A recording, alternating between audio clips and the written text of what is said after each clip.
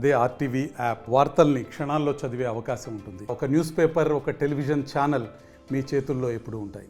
పార్వతీపురం మన్యం జిల్లా పాచిపెంట మండలం సాలూరు సమీపంలో ఉన్నటువంటి చెరుకు వలస అలాగే చీపురు వలస రెండు గ్రామాలకి మధ్యలో ఉన్నటువంటి పారమ్మ తల్లి యొక్క కొండ అయితే చాలా ప్రాచుర్యం పొందినటువంటి నేపథ్యం అయితే ఉంది. ఈ విషయం అందరికీ తెలిసిన విషయమే. ఇదే క్రమంలో ఈ కొండపైన ఎన్నో సంవత్సరాల పాటు పాండవులు నడయాడినటువంటి ఆనవాళ్ళు ఎప్పటికీ ఉన్నాయంటూ ఈ యొక్క ప్రాంతంలో మనకైతే ఆనవాళ్ళు కూడా కనిపిస్తున్న నేపథ్యం కూడా కనిపిస్తూ ఉంటుంది. ఇదే క్రమంలోనే ఆ పాండవులు ఇక్కడ ఎలా వనవాసం చేశారు, పాండవులు ఇక్కడ ఏం చేశారు, దీనికి సంబంధించిన మరిన్ని వివరాలు ఈ స్టోరీలో చూద్దాం. ప్రస్తుతం మనం పాండవుల గృహ వద్దకు అయితే చేరుకున్నాం. ప్రస్తుతం చూసుకుంటే మరి కాసేపులో పాండవుల గుహలు కూడా మనకైతే ఆల్రెడీ బోర్డు కూడా కనిపిస్తుంది. ఇక్కడ నుంచి పైకి వెళ్తే ఆ పాండవుల గుహలు కూడా మనకి పూర్తిగా కనిపిస్తే అక్కడ ఎటువంటి విధంగా ఉన్నాయి, ఆ గుహల పరిస్థితి ప్రజెంట్ ఇప్పుడు ఎలా ఉందో, ఎందుకంటే ఎన్నో వేళ్ల నాటి చరిత్ర కలిగినటువంటి ఈ గుహల పరిస్థితి ఎలా ఉందో వాటిని అయితే చూసే ప్రయత్నం అయితే చేద్దాం. ప్రస్తుతం పాండవుల గుహ వద్దకు అయితే మొత్తం చేరుకున్నాం.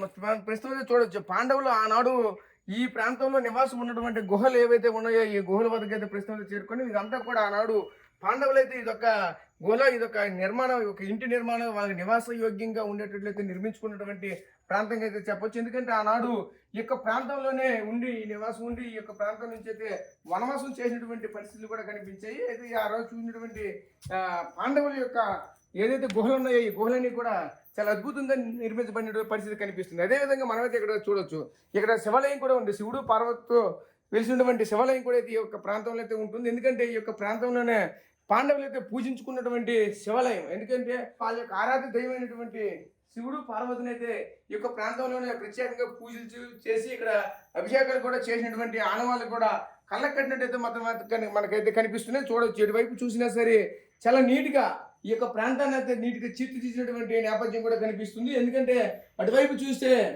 వాళ్ళకి సంబంధించినటువంటి ప్రతి ఒక్క పూజలు ఏ విధంగా చేశారో దానికి సంబంధించినటువంటి ప్రతి ఒక్క అంశాన్ని కూడా వివరించినటువంటి పరిస్థితులు అయితే కనిపిస్తున్నాయి. అదేవిధంగా ఒకవైపు ఇక్కడ శివలింగంతో శివుడు పార్వతులు, అలాగే నది విగ్రహాలు, అలాగే మరొక వినాయకుని విగ్రహాలు, అలాగే దీనికి సంబంధించిన ప్రతి ఒక్కటి కూడా ఈ యొక్క ప్రాంతంలో ఏర్పాటు చేసినటువంటి నేపథ్యం కూడా కనిపిస్తుంది. ఎందుకంటే ఈ యొక్క ప్రాంతంలోనే నాడు ఉన్నటువంటి పాండవులు అయితే ఈ యొక్క ప్రాంతంలోనే వనవాసం చేసిన టైంలోనే ఉదయాన్నే ఈ యొక్క ప్రాంతంలో పూజలు పునస్కారాలు చేసుకుని ఎక్కడి నుంచి అయితే మళ్ళీ వనవాసంలో భాగంగా ఎక్కడికైనా బయటికి వెళ్ళాలంటే ఎక్కడి నుంచి అయితే మాత్రం వెళ్ళినటువంటి నేపథ్యం కూడా కనిపిస్తుందంటే ఇక్కడ ఉన్నటువంటి కొంతమంది పూర్వీకులు అయితే మాత్రం ఈ యొక్క ప్రాంతాన్ని కూడా చెప్పుకొస్తున్న నేపథ్యం కూడా కనిపిస్తుంది. చూసుకుంటే ఇదంతా కూడా పాండవుల నివాసానికి యోగ్యంగా ఉన్నటువంటి ప్లేస్. ఎందుకంటే చూసుకుంటే చాలా లోపలికి అలా వెళ్తున్న కొలది కూడా అటువైపు నీట్గా అంటే వాళ్ళు పడుకోవడానికి అయితేనేమి, ఇక్కడ ఉండడానికి అయితేనేమి అన్ని రకాల మౌలిక సదుపాయాలు కూడా ఆనాడు ఏర్పాటు చేసుకున్నటువంటి పరిస్థితులు కూడా కనిపిస్తూ ఉన్నాయి. అదేవిధంగా ఈ యొక్క ప్రాంతానికి కూడా నిత్యం కూడా భక్తులు అయితే మాత్రం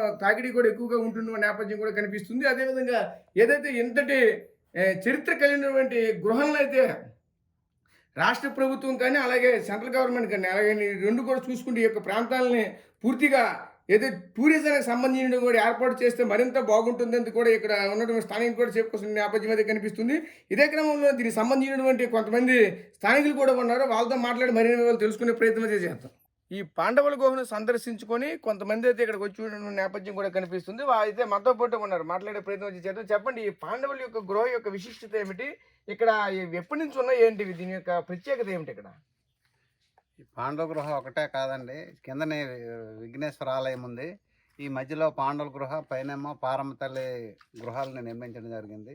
అది పూర్వం ఆచారం నుంచి ఇక్కడ ఈ గిరిజన ఆరాధ్య దైవంగా ఇక్కడ పేరు పొందింది. ఇటీవల గత కాలంలో హర్ప్రీత్ సింగ్ కలెక్టర్ గారు మంచి మండుటి వేసవిలో ఆయన సందర్శించడం జరిగింది. ఈ మెట్లు ఏవి బాగలేవు, ఆయన చెల్లించి ఆయన గ్రాంటు ఆహార పథకంలో ఆయన ఈ కార్యక్రమం అంటే చూసుకుంటూ ఒక 5 లక్షలు గ్రాంట్ చేస్తే అది ఆ టైంలో కోట పండయ్య, తర్వాత చెల్లూరు సన్యాసి వీళ్ళతో ఈ మెట్లు నిర్మించడం జరిగింది. మిగతావి గిరిజనులే ఒక్కొక్కరు 10-15 మెట్లతో కట్టడం జరిగింది. ఆ తర్వాత మన అప్పట్లో ఎమ్మెల్యే గారు ఆర్పి మంజుదేవ్ గారు బోడో దేవత అనే అమ్మవారిని ఇక్కడ గుడి నిర్మించడం జరిగింది. తదుపరి మన శివాలయం గురువు గారు సుబ్బగురువు గారు అని ఆయన ఆధ్వర్యంలో ఈ విగ్రహాలు అన్నీ గుడులన్నీ కట్టడం ద్వారా అంతమంది మరి భక్తులు ఇక్కడ వచ్చి సందర్శించి మంచి అది అమ్మవారి ఆశీస్సులు పొందుతున్నారు. తదుపరి అంటే మేము గిరిజనులుగా కోరేది ఏంటంటే దీన్ని టూరిజం ప్లేస్గా అభివృద్ధి చేస్తే గవర్నమెంట్ కొద్దిగా చొరవ చూపి మరింత అభివృద్ధి చెంది గిరిజనులకు కూడా మంచి ఉపయోగకరంగా ఉంటుందని చెప్పి ఇందు మూలంగా మీకు తెలియజేసుకుంటున్నాం. మీరు చెప్పండి సార్. ఇక్కడ చూసుకుంటే ప్రధానంగా ఈ పాండవుల యొక్క గుహలు ఎప్పటి నుంచి ఉన్నాయి? ఈ పాండవుల గుహల తాలూకా ప్రాముఖ్యత ఏంటి ఇక్కడ?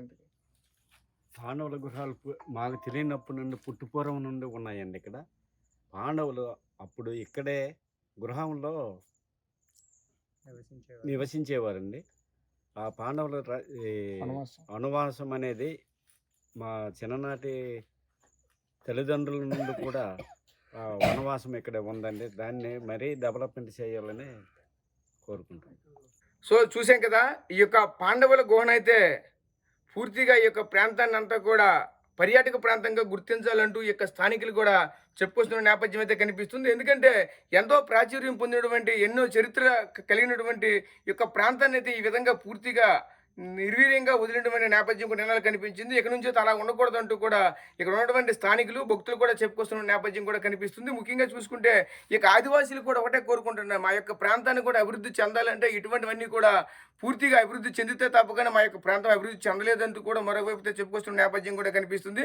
ఏదేమైనా సరే పాండవులు అడయాడినటువంటి పుణ్యభూమి కాబట్టి ఈ యొక్క ప్రాంతాన్ని అయితే ప్రత్యేక గుర్తింపు ఇచ్చేదే మాత్రం ఈ యొక్క ప్రాంతాన్ని అభివృద్ధి చేస్తే మా చుట్టుపక్కల ప్రాంతాలు కూడా అభివృద్ధి చెందుతాయి అంటూ కూడా మరొకవైపు అయితే ఇక్కడ ఉన్నటువంటి స్థానికులు అంతా కూడా చెప్పుకొస్తున్న నేపథ్యం కూడా కనిపిస్తుంది. ఎలా అయినా సరే కేంద్ర రాష్ట్ర ప్రభుత్వాల సాయంతో ఈ యొక్క ప్రాంతాన్ని అభివృద్ధి చెందాలని, చెయ్యాలని ముఖ్యంగా కోరుకుంటున్నటువంటి పరిస్థితులు కూడా కనిపిస్తున్నాయి.